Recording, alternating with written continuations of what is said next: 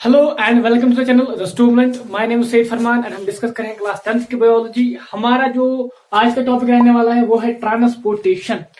हाँ, मेरे left side से जो आप डायग्राम देख रहे होंगे ये जो है ह्यूमन हार्ट यहाँ पे ड्रा किया गया है आपके लिए।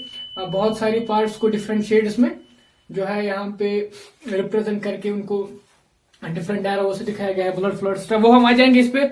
तो पहले यही बात कि ह्यूमन ट्रांसपोर्टेशन में तो पहली ये बात है कि ट्रांसपोर्ट कौन करता है और क्यों करता है और किस चीज को करता है। तो जब हमने पहली वाली प्रोसेस पढ़ी थी डाइजेशन, उसके बाद हमने एब्जॉर्प्शन उसी में पढ़ा था कि जो है लास्ट में फूड पार्टिकल्स को डिफरेंट स्मॉल पार्टिकल्स में डिवाइड करके एब्जॉर्ब किया जाता है ब्लड स्ट्रीम में। ठीक है, तो ब्लड स्ट्रीम में एब्जॉर्ब करके उनको डिफरेंट पार्ट्स तक पहुंचाया जाता है ब्लड के थ्रू। तो ये ठीक है, ब्लड के थ्रू उनको डिफरेंट पार्ट्स तक पहुंचाया जाता है। इसी तरह जब हमने पढ़ा था कि ऑक्सीजन और कार्बन डाइऑक्साइड का एक्सचेंज एल्वियोला में होता है, उसके बाद एल्वियोला से उनको डिफरेंट टिश्यू तक पहुंचाया जाता है, तो यहाँ पे ट्रांसपोर्टेशन की जरूरत है। इसी तरह एक्सक्रीटरी प्रोडक्ट्स को रिमूव करने के लिए टिश्यू से पर्टिकुलर ऑर्गन तक ले जाना पड़ता है। तो ये जो चीजें हैं, ये सारी चीजें, इनके लिए हमें ट्रांसपोर्ट चाहिए होता है कि किसी पर्टिकुलर ट्रांसपोर्ट कोई चीज होनी चाहिए जो उनको एक जगह से दूसरी जगह ट्रांसपोर्ट करे। ठीक है, तो इसलिए यहाँ पे हमें जरूरत पड़ती है ट्रांसपोर्टेशन की। तो ट्रांसपोर्टिंग ऑर्गन जो हमारी बॉडी में है, जो ट्रांसपोर्ट करता है डिफरेंट चीज, उसको वो है ब्लड। ठीक है, ब्लड एक कनेक्टिव टिश्यू है। जब हमने नाइन्थ क्लास का अगर आपको याद हो तो हमने वहां पर डिस्कस किया था कि ब्लड एक कनेक्टिव टिश्यू है और ब्लड के बारे में हमने वहां पे बहुत सारा डिस्कस किया था। स्टिल आज हम फिर से ब्लड के बारे में पहले डिस्कस करेंगे और फिर आ जाएंगे कि ब्लड को किस तरीके से वर्क करता है। तो सबसे पहले ब्लड जो है, ह्यूमन ब्लड दो पार्ट्स का बना होता है। ठीक है, एक तो प्लाज्मा और फॉर्म्ड एलिमेंट्स। प्लाज्मा क्या है? ठीक है, तो यहाँ पे प्लाज्मा जो है, प्लाज्मा मोस्टली वाटर होता है। 90 to 92% जो है वाटर होता है, बाकी इसमें प्रोटीन्स या बाकी सी चीजें होती हैं। तो जो फ्लूइड होता है ब्लड में, हमारे जो फ्लूइड होता है वो प्लाज्मा होता है। ठीक, फ्लूइड प्लाज्मा होता है एंड वो 55% कंस्टिट्यूट करता है हमारे ब्लड का। फिर उस 55% प्लाज्मा में 90 to 92% वाटर होता है और बाकी जो है proteins, glucose etcetera, waste materials, carbon dioxide या बाकी चीजें उसमें प्रेजेंट होती है। ठीक है, फॉर्म्ड एलिमेंट्स में क्या आता है, हमारे आरबीसी आ जाते हैं, डब्ल्यूबीसी, प्लेटलेट्स एटसेट्रा। ठीक, RBC red blood cells oxygen carry करते हैं, आपको पता होगा, हमने कल ही पढ़ा था ये। इसी तरह जो है प्लेटलेट जो है कोगुलेशन में या क्लॉटिंग में काम करते हैं। डब्ल्यूबीसी जो है फेगोसाइटिक होती है, वो हमें प्रोटेक्ट करती है इन्फेक्शन से। तो वो हम अभी छोड़ देंगे। हमारा जो मेन टॉपिक रहेगा वो रहेगा प्लाज्मा के बारे में, क्योंकि हम डिस्कस करें ट्रांसपोर्ट कौन करता है। ठीक, यहाँ पे जो ट्रांसपोर्ट चीजें करती है, एक तो हमारी आरबीसी करती है और प्लाज्मा करता है डिसॉल्व्ड फॉर्म में सब्सटेंसेस को। ठीक, नेक्स्ट पॉइंट क्या है, अब ये प्लाज्मा जो है, अगर ये एक जगह हम रखेंगे किसी पर्टिकुलर ट्यूब में हमारी बॉडी में, तो ये मूव नहीं कर पाएगा।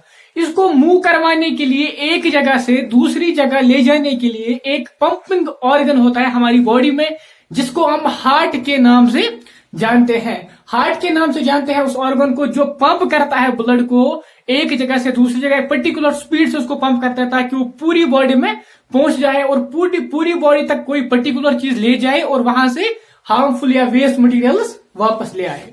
ठीक है, यहां तक सिंपल सी चीजें हैं, कोई भी कॉम्प्लिकेटेड चीज अभी तक हमने नहीं बोली है। ठीक है, तो ब्लड को पंप करने के लिए हार्ट होता है और ब्लड को कैरी करने के लिए एक जगह से दूसरी जगह तक आर्टरीज एंड वेन्स प्रेजेंट होती है हमारे बॉडी में। उनको हम नीचे जाके डिस्कस करेंगे। अभी हम डिस्कस करेंगे हमारा हार्ट, ह्यूमन हार्ट क्या होता है। इसमें होता है हार्ट अ मस्कुलर ऑर्गन। ठीक, साइज क्या होता है इसका, क्लिंच्ड फिस्ट।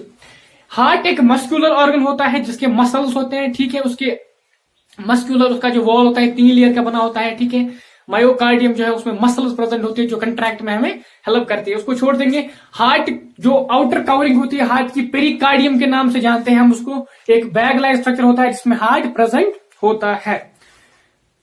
मस्कुलर ऑर्गन होता है और इसका साइज कितना होता है, क्लिंच्ड फिस्ट। फिस्ट के मायने ये है, लेकिन क्लिंच्ड के मायने है इसमें अंगूठा रख के फिर इतना करेंगे तो ये वाला जो साइज है ये क्लिंच्ड फिस्ट हम उसको कहते हैं। इतना जो है हमारे हार्ट का साइज होता है। नेक्स्ट पॉइंट क्या है, फोर चैम्बर्स विद सेप्टा। इसमें क्या होते हैं, 4 चैम्बर्स होते हैं। ठीक है, 4 चैम्बर्स होते हैं, 1 2 3 4। 4 चैम्बर्स होते हैं और वो चैम्बर्स आपस में डिवाइडेड होते हैं सेप्टा से। यहाँ पे ये सेप्टम है जो इसको और इसको डिवाइड करता है, ये वाला सेप्टम इसको और इसको डिवाइड करता है, यहाँ पे सेप्टम है इसको और इसको डिवाइड करता है, और ये वाला सेप्टम है इसको और इसको डिवाइड करता है। ये और ये क्या है, हम अभी जब हार्ट पे आ जाएंगे तो मैं आपको सारे पार्ट्स अलग अलग करके एक एक करके बताऊंगा और उनका फंक्शन भी बताऊंगा। नेक्स्ट पॉइंट पे आते हैं, pumps blood to whole body को पंप करता है ब्लड एट डबल सर्कुलेशन का हमें जिक्र कर, डबल सर्कुलेशन हम पढ़ेंगे। पहला एक ऐसे ही पॉइंट याद आ गया कि हार्ट को जो ब्लड सप्लाई करती है, जो वेसल्स हार्ट को ब्लड सप्लाई करती है, उनको हम कोरोनरी आर्टरीज बोलते हैं। ठीक है, कोरोनरी आर्टरीज होती है वो वाली आर्टरीज जो हार्ट को ब्लड सप्लाई करती है। अब हम आ जाएंगे ह्यूमन हार्ट पे कि ये वर्क कैसे करता है। तो हमारा हार्ट जो है 4 चैम्बर होता है, 4 चैम्बर होता है। अभी हम इस तरीके से देखेंगे तो ये वाला जो है लेफ्ट साइड है मेरा, ये वाला है राइट साइड। तो ये है लेफ्ट एट्रियम, जो ऊपर वाले 2 पार्ट्स होते हैं वो छोटे होते हैं, उनको हम बोलते हैं एट्रियम या आर्ट्रिया बोलते हैं। यहाँ पे लेफ्ट एट्रियम, ये है राइट एट्रियम। ठीक है, और जो नीचे वाले 2 पार्ट्स होते हैं उनको बोलते हैं वेंट्रिकल्स। ये है लेफ्ट वेंट्रिकल, ये है राइट वेंट्रिकल। ठीक है, सिंपल सी चीजें आपको याद रखनी है नाम। तो ये 4 चैम्बर्स आपस में डिवाइडेड होते हैं सेप्टा से। यहाँ पे ये जो सेप्टम है ये है आर्ट्रोवेंट्रिकुलर सेप्टम। ठीक है, आरिकल या आर्ट्रियम एंड वेंट्रिकल में जो सेप्टम है उसको हम बोलते हैं आरिकुलो वेंट्रिकुलर सेप्टम। इसी तरह यहाँ पे भी एक सेप्टम है, इसी तरह यहाँ पे ये जो सेप्टम है इंटरवेंट्रिकुलर सेप्टम। आप खुद समझ सकते हैं किस तरीके से नाम दिए जाते हैं। वेंट्रिकल्स में है तो इंटरवेंट्रिकुलर सेप्टम एटसेट्रा। तो हमारे टेक्स्ट में सिंपल सेप्टम का नाम दिया है तो आप सेप्टम याद रख सकते हैं कि सेप्टम होते हैं यहाँ पे सेप्टम होते हैं। तो क्या होता है कि हमारे हार्ट में पहले सबसे सारी बॉडी जो है उसमें ब्लड पंप किया जाता है। तो ठीक है, अब हमारी बॉडी में ब्लड जाके डिफरेंट टिश्यूज तक पहुंच गया तो वहां पे उन्होंने ऑक्सीजन दे दिया और वहां से कार्बन डाइऑक्साइड ले लिया। ठीक है, और वो ब्लड जिसमें ऑक्सीजन कम होता है और कार्बन डाइऑक्साइड ज्यादा होता है उसको हम बोलते हैं डीऑक्सीजनेटेड ब्लड, और वाइसी वर्सा, मतलब जिसमें ज्यादा ऑक्सीजन होगा उसको बोलेंगे ऑक्सीजनेटेड ब्लड। तो डीऑक्सीजनेटेड ब्लड जो हमारी बॉडी में होता है वो आ जाता है दो वेन से। ठीक है, पहले यहाँ पे ये जो है इनको लिखा है मैंने इन्फीरियर वेना का। इन्फीरियर मानी जो नीचे वाले पार्ट से ब्लड लाती है हार्ट के लिए, ये वाली वेन को हम इन्फीरियर वेना कावा बोलते हैं। और जो ऊपर से लाती है हमारे नेक हेड रीजन से उसको हम बोलते हैं सुपीरियर वेना कावा। ठीक है, ये दोनों ब्लड लाती है और उसको पोर करती है राइट एट्रियम में। ठीक है, आर एट्रियम लिखा है, राइट एट्रियम। ठीक है, तो जो डीऑक्सीजनेटेड ब्लड हमारी बॉडी में होता है वो आ जाता है राइट एट्रियम में या राइट ऑरिकल में। ठीक है, राइट ऑरिकल के बाद क्या होता है, जब वो राइट ऑरिकल में आता है या राइट एट्रियम में आता है तो ये जो है ये वाला ये आर्ट्रियम ये कंट्रैक्ट हो जाता है। ठीक, और ये ब्लड जो है यहाँ पे एक वेलो होता है। ठीक है, ट्राइकस्पाइड वेलो प्रेजेंट होता है यहाँ पे, और इसी के थ्रू जब यहां से फोर्स आ जाता है तो वो ओपन हो जाता है और ये आ जाता है वेंट्रिकल में। ठीक है, डीऑक्सीजनेटेड ब्लड वेना कावा से आ गया राइट एट्रियम में, राइट एट्रियम से चला गया राइट वेंट्रिकल में। यहाँ पे ये जो आप स्ट्रक्चर देख रहे हैं इनको हम बोल रहे हैं कॉर्डे टेंडिने। ठीक है, आपकी टेक्स्ट में नहीं दिया है इसलिए मैंने नाम नहीं लिखा इसका। कॉर्डे टेंडिने जो है ये प्रिवेंट करती है कि जब वेंट्रिकल कंट्रैक्ट करेगा कि ये जो यहाँ पे वाल्व्स है, यहाँ पे जो फिलिप्स है वो ऊपर ना चले जाए। ठीक, बैक फ्लो प्रिवेंट हो। तो ये कॉर्डे टेंडिने है, यहाँ पे ये अटैच्ड होते हैं, यहाँ पे मसल्स होते हैं ऐसे जिनसे अटैच्ड होते हैं। ठीक, उन मसल्स को हम बोलते हैं पेपिलरी मसल्स। याद चाहे तो याद रख सकते हैं, आपकी टेक्स्ट में नहीं दिया है तो आपसे नहीं पूछा जाएगा। कॉर्डे टेंडिनी अटैच होते हैं पेपिलरी मसल्स के साथ और कॉर्डे टेंडिनी प्रिवेंट करते हैं back flow from ventricle to atrium. ठीक, अब क्या होता है, ये जो राइट वेंट्रिकल है जब वेंट्रिकल्स कंट्रैक्ट करते हैं तो ये ब्लड को पंप किया जाता है थ्रू आर्टरी। कौन सी आर्टरी? Pulmonary artery. ठीक है, पल्मोनरी आर्टरी से राइट वेंट्रिकल ब्लड को पंप करता है और ये ब्लड पहुंच जाता है लंग्स में। ठीक है, यहाँ पे 2 में डिवाइड होता है, यहाँ पे 2 में डिवाइड होता है और फिर एक लंग में 2 जो है आर्टरी जाती है, पल्मोनरी आर्टरीज, और ये डीऑक्सीजनेटेड ब्लड को ले जाती है लंग्स में। ठीक, ये एक लंग में जाती है, ये दूसरे लंग में जाती है। तो लंग्स में जब ये डीऑक्सीजनेटेड ब्लड पहुंच जाता है तो वहां पे क्या होता है, इसमें ऑक्सीजनेशन होती है जैसे हमने कल पढ़ा था। एल्वियोल में पहुंच जाता है, एल्वियोल में कैपिलरीज में कन्वर्ट होता है, कैपिलरीज में ये आर्टरी जब कन्वर्ट होती है तो वहां पे गैसियस एक्सचेंज हो जाता है। जब गैसियस एक्सचेंज हो गया तो वहां पे ब्लड में ऑक्सीजन आ जाता है। तो वो ब्लड जिसमें ऑक्सीजन की लेवल बढ़ जाए उसको हम बोलते हैं ऑक्सीजनेटेड ब्लड, और वो ऑक्सीजनेटेड ब्लड जो है यहां पे आ जाता है। ठीक, यहां पे सॉरी इसका नाम लिखना भूल गए हैं, ये है पल्मोनरी वेन। ठीक है, पल्मोनरी वेन। पल्मोनरी वेन जो है दो आ जाती है, यहां पे एक लंग से एक आ जाती है और आ जाती है ये लेफ्ट आर्टरियम में। लेफ्ट आर्टरियम में आ जाता है oxygenated blood from lungs through pulmonary vein. ठीक है, सिंपल से टर्म से आपको याद रखनी है। लेफ्ट एट्रियम जब कंट्रैक्ट करता है तो ये चला जाता है लेफ्ट वेंट्रिकल में। ठीक, लेफ्ट वेंट्रिकल के जो वॉल्स है बहुत ही स्ट्रांग होते हैं और बहुत ही थिक होते हैं, क्योंकि यहां का जो कंट्रैक्शन है ये इस ऑक्सीजनेटेड ब्लड को आयोटा के थ्रू या सिस्टमिक आयोटा, AORTA स्पेल है लेकिन उसको हम आयोटा पढ़ते हैं। ठीक, सिस्टमिक आयोटा या आयोटा के थ्रू होल बॉडी में चला जाता है। चूंकि लेफ्ट वेंट्रिकल को होल बॉडी में ब्लड पंप करना है तो यहां पे ज्यादा प्रेशर जनरेट करना पड़ता है, इसीलिए इसके वॉल्स थिक होते हैं as compare to right ventricle. Simple से टर्म्स है, पल्मोनरी वेन से आ गया, लंग्स ने पल्मोनरी वेन के through oxygenated blood left atrium में डाला, लेफ्ट एट्रियम कंट्रैक्ट करके उसने ब्लड को लेफ्ट वेंट्रिकल में डाला, लेफ्ट वेंट्रिकल से ब्लड आयोटा के थ्रू होल बॉडी में चला गया।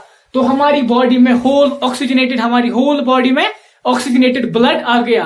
अब वही ऑक्सीजनेटेड ब्लड जब डीऑक्सीजनेट हो जाता है, जब उससे ऑक्सीजन निकाला जाता है, तो फिर वो फिर से इसी सुपीरियर एंड इंफीरियर वेना कवा के थ्रू वापस आ जाता है राइट एट्रियम में, और फिर से यही प्रोसेस चलती रहती है। यहां पे भी एक वेलो होता है, ठीक, बाइकस्पाइड वेलो या मार्शल वेलो उसको बोलते हैं।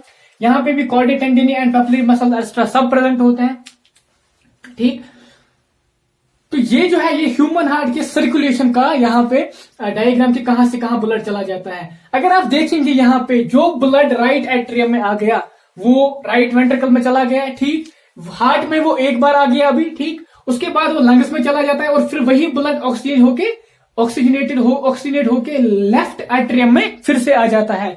तो ये ब्लड जो है ये एक साइकिल में हार्ट में दो टाइम्स आके चला जाता है, तो इसको हम बोलते हैं डबल सर्कुलेशन। ठीक, जब एक ही साइकिल में एक पर्टिकुलर ब्लड दो बार हार्ट से सर्कुलेट हो उसको बोलते हैं डबल सर्कुलेशन। तो ह्यूमन में डबल सर्कुलेशन होती है क्योंकि जो ब्लड राइट एट्रियम में आ जाता है, सपोज कोई ब्लड आ गया, कुछ आप मान लो यहाँ पे कोई आप इमेजिन कर लो ब्लड है इसमें। ठीक, वो ब्लड चला गया राइट वेंट्रिकल में, फिर चला गया पल्मोनरी आर्टरी के थ्रू लंग्स में, फिर लंग्स से ऑक्सीजनेट होकर वापस आ गया लेफ्ट वेंट्रिकल में, उसके बाद लेफ्ट एट्रिकल लेफ्ट वेंट्रिकल उस आयोटा के थ्रू बॉडी में। तो जो ब्लड पहले राइट एट्रियम में आ गया वो दो बार हार्ट में चला गया, दो बार हार्ट से सर्कुलेट हो गया, इसलिए हम उसको बोलते हैं डबल सर्कुलेशन। ठीक, इसको हम बोलते हैं पल्मोनरी सर्कुलेशन, इसको बोलते हैं सिस्टमिक सर्कुलेशन। ठीक, वो हम आगे जाके पढ़ेंगे। अभी हमारे लिए इतना जो है एनफ है, याद रखना है कि डबल सर्कुलेशन होती है। क्यों होती है? क्योंकि हार्ट जो है एक पर्टिकुलर ब्लड को दो बार पंप करता है एक साइकिल में। तो इतना जो है ये सर्कुलेशन में इतना हमारा दिया गया है हमारे टेक्स्ट में, इससे कम दिया है तो मैंने बहुत कोशिश किया कि मैं इलॉबरेट वे में आपको ये समझाऊं, और मैंने हार्ट में डिफरेंट कलर से जो है सबटम्स बनाए हैं ताकि आपको इजी हो समझने कि कहां से ब्लड जा रहा है। बाकी जो हार्ट कंट्रैक्ट करता है उसके लिए एक नोडल टिश्यू प्रेजेंट होते हैं। सपोज यहाँ पे एक नोडल टिश्यू प्रेजेंट होता है जिसको हम ऐसे नोड बोलते हैं। ठीक है, यहाँ पे फिर एक और प्रेजेंट होता है जिसको हम बोलते हैं एवी नोड। फिर यहां से निकल जाते हैं बंडल ऑफ हिस। ठीक है, बंडल ऑफ हिस फिर यहाँ पे निकल जाते हैं पुरकंजे फाइबर्स। तो हमारे टेक्स्ट में नहीं दिया है तो मैंने ये बेटर समझा कि उसको हम डिस्कस नहीं करेंगे क्योंकि ये फिर हमें थोड़ा कॉम्प्लिकेटेड लगेगा।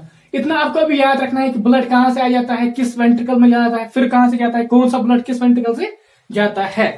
तो ये जो है हमारे हार्ट की डायग्राम है और इसमें जो ब्लड कहां से आ रहा है वो हमने डिस्कस कर लिया। तो अब आ जाते हैं नेक्स्ट पॉइंट पे। Money reptiles and amphibians have 3 chambered heart. हमें 4 चैम्बर्ड हार्ट है, क्यों? क्योंकि हमें जो है डिवाइड चाहिए, हमें ऑक्सीजनेटेड ब्लड की ज्यादा इंपॉर्टेंस है, ज्यादा नीड है। ठीक है, क्योंकि हमारी एनर्जी की रिक्वायरमेंट ज्यादा होती है, क्योंकि हम वार्म ब्लडेड एनिमल्स हैं, हमें कंटिन्यूअसली एनर्जी यूज करनी पड़ती है ताकि हम अपनी बॉडी को वार्म रखें। ठीक, इसीलिए हमें ज्यादा एनर्जी चाहिए होती है। हम ये एफर्ट नहीं कर सकते कि हमारी जो है ऑक्सीजनेटेड, हमारे हार्ट में oxygenated and deoxygenated blood mix हो, इसलिए हमारे यहाँ हार्ट में सेप्टम्स क्रिएट किए गए हैं नेचर ने ताकि ब्लड जो है मिक्स ना हो। तो क्या होता है, सपोज यहाँ पे जो है बहुत सारे रेप्टाइल्स एंड एम्फीबियंस में, क्रोकोडाइल्स में जो है 4 चैम्बर्ड हार्ट होता है, ठीक, याद रख सकते हैं। रेप्टाइल्स में एम्फीबियन में 3 चैम्बर्ड हार्ट होता है, एक ही वेंट्रिकल होता है और 2 ऑरिकल्स होते हैं। वहां पे क्या होता है, both oxygenated and non oxygenated blood जो है वो मिक्स होते हैं वेंट्रिकल में, उसके बाद बॉडी को सप्लाई किए जाते हैं। क्योंकि वो कोल्ड ब्लड एनिमल्स होते हैं, उनमें ज्यादा एनर्जी की नीड नहीं होती है, तो वो उससे उनका हो जाता है, वो उसको अफोर्ड कर पाते हैं। Next point, fishes have only 2 chambered heart. अब फिशेस की बात करेंगे तो 2 ही चैम्बर्ड हार्ट होता है उनमें।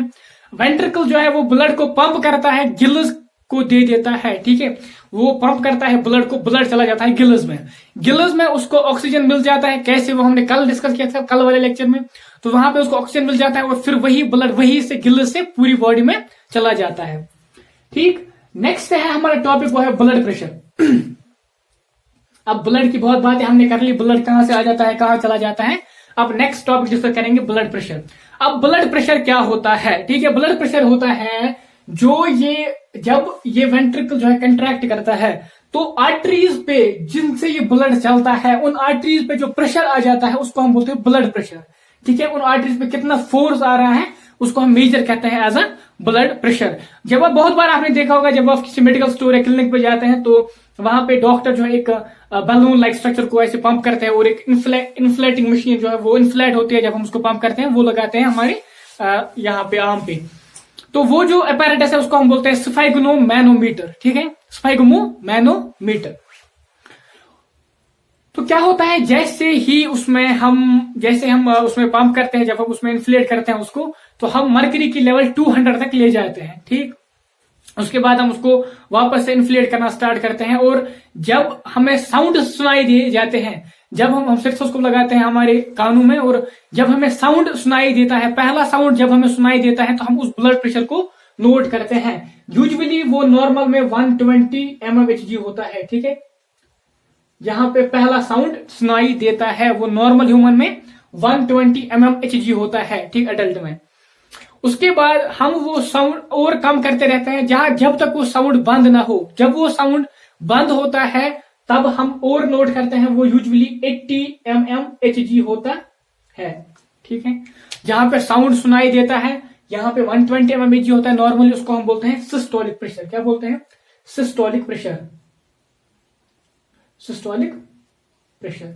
और जब ये साउंड फिर बंद होता है सुनाई देना, उसको हम बोलते हैं diastolic pressure, diastolic pressure, systolic pressure and diastolic pressure. तो ये जो प्रेशर है इसको हम लिखते हैं 120/80, ठीक है। ये होता है normal human pressure, normal human blood pressure जो है 120/80 mmHg होता है।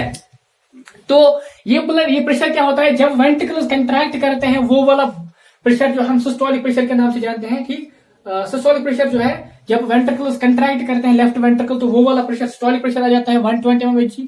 फिर जब ये वापस से रिलैक्स होता है तो वो वाला प्रेशर आता है डायस्टोलिक प्रेशर, वो होता है 80 mmHg। तो ये एक्टिविटी हम स्कूल में करने वाले हैं, जब आप स्कूल जाएंगे, स्कूल ज्वाइन करेंगे तो वहां पे आपको ये एक्टिविटी करवाई जाएगी। तो हो गया हमारा ब्लड प्रेशर भी, ये हमारी यहाँ पे छोटे से डिब्बे में दिया गया था। नेक्स्ट जो हम डिस्कस करने वाले हैं वो है blood vessels, arteries and veins. Next हमारा टॉपिक दिया गया है ब्लड वेसल्स, ठीक। अब ब्लड जो है पंप तो हो गया, हमने ये भी देख लिया कि ब्लड कहाँ जाता है, कहाँ से आता है। अब आता किसके थ्रू है और किन के थ्रू जाता है, ठीक। 2 कैटेगरी ऑफ ट्यूब्स हमारी बॉडी में होती हैं, एक को हम बोलते हैं आर्टरीज, दूसरे को बोलते हैं वेन्स, ठीक है। एक जनरल डेफिनेशन है, जो हार्ट से ब्लड ले जाते हैं उनको हम आर्टरीज बोलते हैं, और जो हार्ट में ब्लड डालते हैं, जो हार्ट तक ब्लड ले जाते हैं, उसको हम वेन्स बोलते हैं, ठीक है। यहाँ ये वाली डेफिनेशन थोड़ी सी क्लियर है। दूसरी डेफिनेशन ये है कि वो वाले ट्यूब्स जिनमें ऑक्सीजनेटेड ब्लड होता है उनको हम बोलते हैं आर्टरीज, एंड जिनमें डीऑक्सीजनेटेड ब्लड होता है उनको हम बोलते हैं वेन्स। लेकिन यहाँ पे एक्सेप्शन है। सपोज यहाँ पे आपने देखा पल्मोनरी आर्टरी, पल्मोनरी आर्टरी में कौन सा ब्लड होता है, अभी हमने पढ़ा, याद होगा आपको, डीऑक्सीजनेटेड ब्लड, लेकिन इसको हमने आर्टरी लिखा है। अगर आप ये वाली डेफिनेशन लिखोगे कि जिनमें ऑक्सीजनेटेड ब्लड होता है उनको हम आर्टरीज बोलते हैं, तो आपको लिखना है एक्सेप्ट पल्मोनरी आर्टरी, क्योंकि यहाँ पे कौन सा ब्लड, डीऑक्सीजनेटेड ब्लड होता है। अगर आप लिखोगे veins are the tubes that contain deoxygenated blood, आपको यहाँ पे लिखना है एक्सेप्ट पल्मोनरी वेन, क्योंकि पल्मोनरी वेन में ऑक्सीजनेटेड ब्लड होता है, ठीक है। तो ये हमारे आर्टरीज एंड वेन्स ही है। जो ब्लड को कैरी करते हैं, उसके बाद वो डिवाइड होते हैं और डिफरेंट पार्ट्स तक चले जाते हैं, फिर वहां से वेनस के थ्रू ब्लड वापस आ जाता है। अब बात यह है कि आर्टरीज में जो ब्लड जाता है वो बड़े प्रेशर के साथ जाता है, क्योंकि वेंट्रिकल्स कंट्रैक्ट करते हैं, तो फिर वो आर्टरीज में ब्लड डाल देते हैं, तो वो ब्लड जो है बड़े प्रेशर के साथ जाता है। इसलिए आर्टरीज के जो वॉल्स होते हैं थिक होते हैं as compare to veins, and वो वॉल जो है इलास्टिक भी होते हैं, वो पर्टिकुलर प्रेशर के साथ जो है इलास्टिक हो जाता है, फिर वापस आ जाते हैं। ठीक, तो ये आर्टरीज की प्रॉपर्टीज होती है। इसी तरह वेनस में क्या है, वैल्व्स प्रेजेंट होता है, क्योंकि ब्लड जो है प्रेशर के साथ तो नहीं चलता है वेनस में, इसीलिए वहां पे वैल्व्स होते हैं ताकि बैक फ्लो ना हो जाए। पर्टिकुलर डायरेक्शन में वैल्व होते हैं ताकि सपोज अगर यहाँ पे ऐसे वेन है, हमने वेन बनाई है यहाँ पे, तो यहाँ पे वैल्व जो है ऐसे प्रेजेंट होता है इस डायरेक्शन में। ठीक है, सपोज जब ब्लड आएगा ये यहाँ चला जाता है, ब्लड यहाँ आ जाता है, फिर ये फिर से बंद होता है। ठीक, यहाँ वापस नहीं जाता पीछे, इसीलिए ताकि ब्लड का जो है बैक फ्लो वो प्रिवेंट हो सके। नेक्स्ट जो टॉपिक है वो है मेंटेनेंस बाय प्लेटलेट्स। अब प्लेटलेट्स जो है मेंटेन करते हैं हमारे वेसल्स को, हमारे सिस्टम्स को, ब्लड सिस्टम को। सपोज किसी जगह पे क्या हुआ, ब्लड प्रेशर हाई हो गया, और वहां पे ब्लड प्रेशर में और एक पॉइंट है कि जब हाई ब्लड प्रेशर का होता है तो हाइपरटेंशन के नाम से जानते हैं हम उसको, हाइपरटेंशन बोलते हैं कि इसको हाइपरटेंशन है। ठीक, हाइपरटेंशन क्या है, बहुत सारी नर्व्स को डैमेज कर सकता है और इंटरनल ब्लीडिंग भी हो सकती है। तो जब कहीं पे इंटरनल ब्लीडिंग हो जाती है तो प्लेटलेट जो है हमारी बॉडी में ब्लड जो है फॉर्म्ड एलिमेंट्स में मैंने 3 बोले थे, RBC, WBC and platelets. Platelets क्या है, वो क्लॉट बनाते हैं उस जगह पे। ठीक, उस जगह को जहां पे ब्लड वेसल फट गई है या क्रैक हुई है, इंजरी हुई है, उसको क्या करते हैं, वहां पे क्लॉट बनाते हैं और ब्लड फ्लो को बंद करते हैं। जो ब्लड बाहर चला जाता है उसको बंद करते हैं, और आप समझ सकते हैं कि वहां पे जो वो इंजरी है उसको बंद करते हैं और उस क्रैक को फिल करते हैं। ठीक, तो ये प्लेटलेट्स का काम है। इससे क्या होता है कि ये बहुत सारी जो है हमारी एनर्जी को प्रिवेंट करते हैं, क्योंकि अगर ब्लड जो है बाहर चला गया तो हमारी बॉडी में जो ऑक्सीजन की लेवल कम हो जाएगी। इसी तरह ब्लड लॉस भी हमारे लिए, क्योंकि फिर से हमें वो ब्लड फिर से बनाना पड़ेगा, तो ये हमें बहुत ज्यादा हेल्प करते हैं ये प्रिवेंट करने में। ठीक है, नेक्स्ट टॉपिक जो हमारे टेक्स्ट में दिया है वो दिया है लिम्फ। ठीक है, क्योंकि इसी के साथ एसोसिएटेड है, इसलिए मैं यहीं पे उसको पढ़ाऊंगा। लिम्फ जो एक अनदर फ्लूइड है, ब्लड के अलावा जो है एक अनदर फ्लूइड हमारी बॉडी में होता है, लिम्फ हम जिसको बोलते हैं। ठीक, लिम्फ की भी पर्टिकुलर वेसल्स होती हैं, फिर उन्हीं वेसल्स के थ्रू चलता है, फिर लास्ट में वेन में डाल दिया जाता है। लिम्फ क्या होता है, जब हमारा ब्लड जो है छोटी छोटी कैपिलरीज में चला जाता है लास्ट पे, तो वहां से कुछ चीजें इसे लीक हो जाती है और टिश्यू में इंटरस्टिशियल फ्लूइड में चले जाते हैं। फिर इंटरस्टिशियल फ्लूइड में गैसेस एक्सचेंज होती है, वहां पे और सारे वेस्ट मटेरियल उसमें ऐड होते हैं, तो वो जो है वो इंटरस्टिशियल फ्लूइड जब ज्यादा हो जाता है वो फिर चला जाता है लिम्फ वेसल्स में। उन्हीं लिम्फ वेसल्स के थ्रू वो फिर लास्ट में वेन में ऐड होता है। उसमें क्या है, वो उसमें जो है उसकी जो उसमें क्या क्या होते हैं, वो सिमिलर होता है ऑलमोस्ट प्लाज्मा के, एक्सेप्ट थोड़े से प्रोटीन्स कम होते हैं उसमें, और उसमें बाकी वही प्लाज्मा की आप मान सकते हो कि प्लाज्मा की ही उसमें कंपोजिशन होती है। और फिर वो क्या करता है कि वो फिर इंटरस्टिशियल स्पेसेस में चला जाता है, फिर वहां से डिफरेंट सपोज वेस्ट या बाकी चीजें जो है वहां पे डेड पार्टिकल्स को लेके फिर लास्ट पे वेन में डाल दिया जाता है। फिर वो फिर से जो है उसी ब्लड सर्कुलेशन के थ्रू फिर से सर्कुलेट करता है। तो आज के लेक्चर में मुझे लगता है इतना जो है एनफ है। आप चाहें तो आप वीडियो को पॉज करके इसको नोट भी कर सकते हैं। मैंने जो है बहुत कोशिश की कि हर पॉइंट एवरी पॉइंट में अच्छे से समझाऊं और आपको समझाने की कोशिश करूं, इस वे में जो है डिस्कस करूं, ताकि आप उसको इजी फील करें, उसको समझना इजी फील करें। बाकी वही है, अगर कोई पॉइंट रह गया है, आप टेक्स्ट पढ़ते हैं और आपको लगता है कि ये पॉइंट डिस्कस नहीं हुआ है, तो आप वो मुझे कमेंट सेक्शन में बताइएगा। मैं नेक्स्ट लेक्चर में पहले वही डिस्कस करूंगा। वीडियो को अपने फ्रेंड्स के साथ शेयर करना है और चैनल को सब्सक्राइब करके जाना है अगर आपने अभी तक सब्सक्राइब नहीं किया है। बेल आइकन को भी प्रेस करना है और लाइक का बटन तो दबाना ही दबाना है, क्योंकि लाइक के बटन से हमें एनर्जी मिलती है। ठीक है, बाकी thanks for watching, thanks a lot.